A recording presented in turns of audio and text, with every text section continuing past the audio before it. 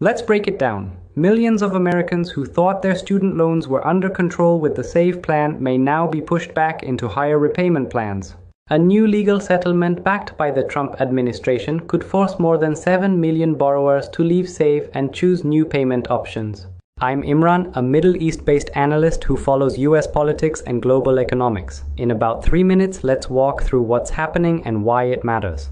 If you like clear, simple breakdowns like this, please hit subscribe so you don't miss the next one. First, what is the SAVE plan and who is affected?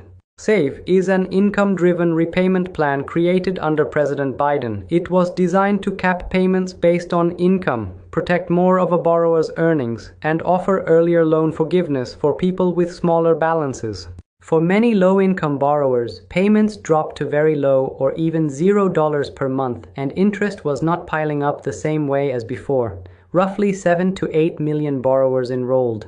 Many of them have been in a kind of limbo, technically in the SAVE plan, often in forbearance, not making payments while the legal fights continued over whether the plan was even allowed. Now, under a new settlement with several Republican-led states, the Education Department would have to shut SAVE down. No new enrollments, pending applications denied, and current enrollees pushed into other, less generous plans. Second, what does this settlement actually do to borrowers?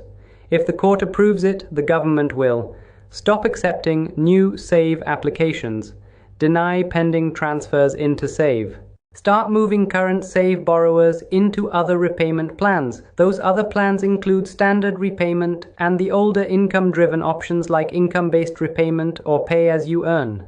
In plain language, most people leaving SAVE will likely face higher monthly payments, less protection for their income, and a longer path to forgiveness.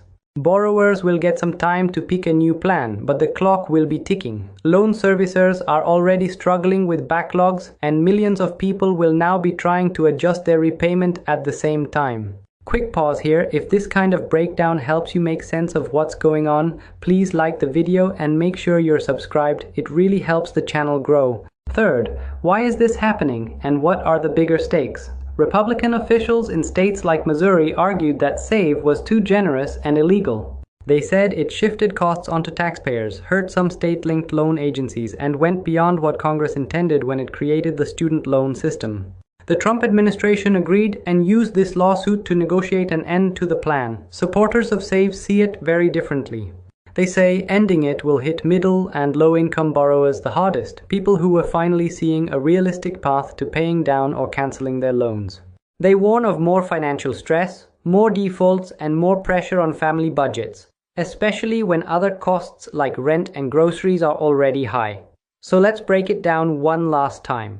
The SAVE plan was meant to be the softest landing for student loan borrowers after the pandemic pause. Lower payments, quicker forgiveness, and some protection from runaway interest.